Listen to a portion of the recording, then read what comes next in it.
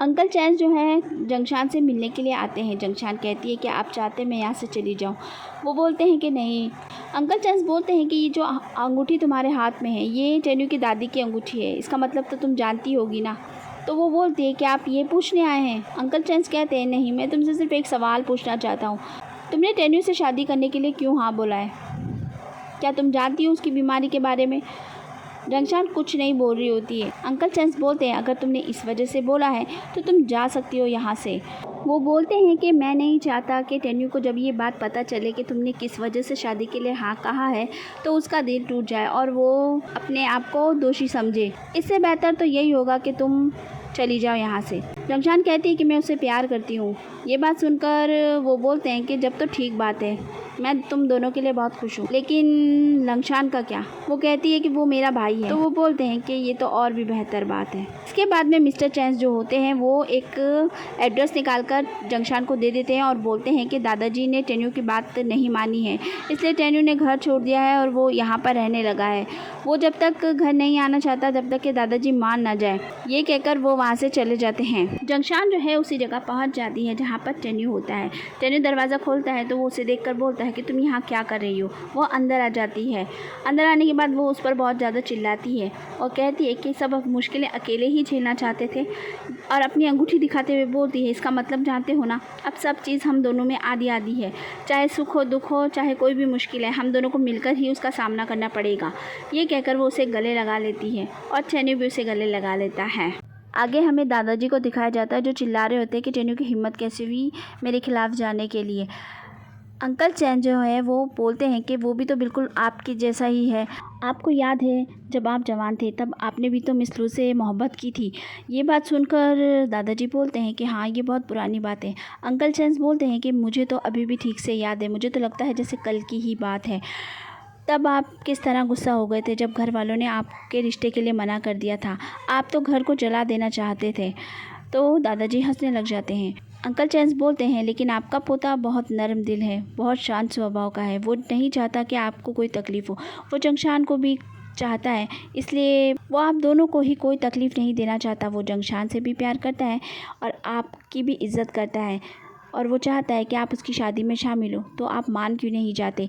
Uncle चैन के समझाने पर दादाजी मान जाते हैं और सीन यहीं पे कट हो जाता है। अगले सीन में हमें दिखाते हैं कि अंकल चैन जो है टेन्यू को फ़ोन करके बताते हैं कि उसके दादाजी मान गए हैं। वो भी बहुत ज़्यादा खुश हो जाता है। आगे हमें लंगशान को दिखाया जाता है। उसका भाई बोलता है कि तुम्हें पता चल गया होगा कि टेन्यू और जंगशान की शादी हो रही है। लंगशान कहता है मैं जानता हूँ। उसका भाई कहता है कि तुम्हें उन लोगों की परवाह इतनी क्यों हो रही है? तुम्हें हमारे बारे में सोचना चाहिए, अपने बारे में सोचो। मैं तुम्हारा भाई हूँ, मैं तुम्हारा सगा भाई हूँ, समझ गए ना? तो तुम्हें मेरे अपने बारे में सोचना चाहिए, उन लोगों की फ़िक्र करना छोड़ दो। आगे शादी की तैयारियां चल रही होती है, सब लोग हंसी मजाक कर रहे होते हैं और खाने वगैरह टेस्टिंग करके देख रहे होते हैं कि मेन्यू वगैरह में क्या होना चाहिए। तभी वहाँ पर एक औरत आती है और वो शिन को बोलती है कि तुम्हारी बहन का एक्सीडेंट हो गया है। सब लोग चौंक जाते हैं। जंगशान जो है जाना चाह रही थी, लेकिन जिनलियान बोलती है कि नहीं तुम्हें नहीं जाना चाहिए, तुम दुल्हन हो, और जिंजर वहाँ चला जाता है। बाद में थोड़ी देर बाद सारे लोग भी बोलते हैं कि हम भी जाकर आ जाते हैं और सब वहाँ से चले जाते हैं। जंगशान जो है वो बहुत ज़्यादा परेशान होती है कि अब क्या होगा। तो टेन्यू उसे समझाता है कि कुछ नहीं होगा, सब ठीक हो जाएगा, कोई दिक्कत नहीं है। आगे लंगशान को भी पता चल जाता है कि जिनयान का एक्सीडेंट हो गया है।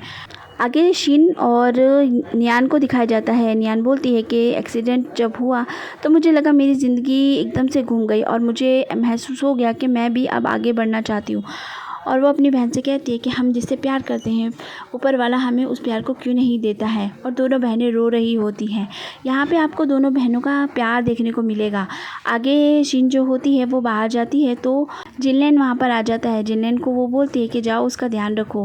वो उसके पास आता है और उसे खुश करने की कोशिश करता है। अब शिन जो होती है वो टेन्यू के पास जाती है और अपने दिल की सारी बातें उसे बता देती है। टेन्यू समझ नहीं पा रहा होता कि वो क्या जवाब दे, इसलिए टेन्यू कुछ नहीं बोल रहा होता है। शिन कहती है अब मैं बस आगे बढ़ना चाहती हूँ, अब कभी जब हम मिलेंगे तो एक दोस्त की तरह ही मिलेंगे, इसके अलावा और कुछ नहीं रहेगा। मैंने जो सब तुम्हें बताया है उसके बाद अब मुझे काफ़ी हल्का महसूस हो रहा है।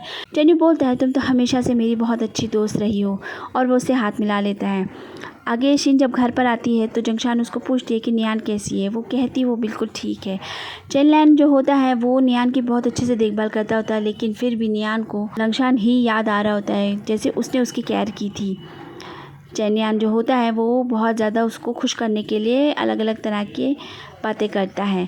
अब आगे सीन में हमें दिखाते हैं कि लंगशान जो है नियान से मिलने के लिए आता है। वो उसे बोलता है कि तुम ठीक तो हो ना। तो नियान कहती है तुम्हें लग रहा होगा ना कि मैंने ये एक्सीडेंट जानबूझ के किया ताकि जो शादी होने वाली है वो टल जाए, लेकिन ऐसा कुछ भी नहीं है, मैंने जानबूझ के कुछ नहीं किया है। लंगशान कहता है नहीं मैं ऐसा कुछ नहीं सोच रहा। वो बोलती है कि अब मैं समझ गई हूँ, तो मैं तुमसे 10 साल से प्यार करती थी, लेकिन मैं जानती हूँ तुम मुझसे प्यार नहीं करते, तो मैं अब तुम्हें कुछ नहीं कहूँगी और तुम इसका अपने दिल पर बिल्कुल मत लेना। मैं अब फ्रांस चली जाऊँगी और वहाँ अपनी ज्वेलरी की पढ़ाई को फिर से स्टार्ट कर दूँगी। नियान से मिलकर लंगशान जो है जाने लगता है तो वो उसे रोकती है और बोलती है मैं तुम्हें सूट में देखना चाहती हूँ, क्या तुम मेरे लिए आखिरी बार इतना करोगे। वो उसे एक हाँ बोल देता है और वो वहाँ से चला जाता है। आगे हमें दिखाते हैं कि लंगशान के जाने के बाद नियान बहुत रोती है और अपनी सारी यादों को याद करती है, और इस तरह सीन कट हो जाता है। जंगशान और शाबू साथ में बैठे हुए होते हैं तो शाबू बोलता है कि मेरी छोटी सी जंगशान अब इतनी बड़ी हो गई है कि कल उसकी शादी हो रही है। जंगशान भी शर्मा रही होती है। वो उसको पूछता है क्या तुमने उसे बता दिया। तो वो बोलती है मैं उसे तकलीफ़ नहीं देना चाहती थी इसलिए नहीं बताया, क्योंकि आप तो जानते हो ना कैसा माहौल हो रखा है। तो शाबू बोलता है कि कल अकेले चल कर जाओगी फिर। तो वो बोलती है हाँ शायद। तो वो बोलता है मैं हूँ ना तुम्हारा बड़ा भाई, मैं चलूँगा तुम्हारे साथ, तो तुम फिक्र मत करना। आगे हमें दिखाते हैं कि लंगशान जो है पूरी रात सोचता है और उस अपनी बहन को याद कर रहा होता है कि उसे अब कल क्या करना चाहिए। आखिर वो फैसला कर लेता है और नियान को लेने के लिए जाता है। वो हॉस्पिटल में उसको लेकर अपने साथ निकलता है। सीन यहीं पे कट हो जाता है। तो फ्रेंड्स ये वीडियो यहीं तक था। अगर आपको वीडियो पसंद आया तो मेरे चैनल को सब्सक्राइब कीजिए, लाइक कीजिए। नेक्स्ट एपिसोड देखना मत भूलिए। Bye bye.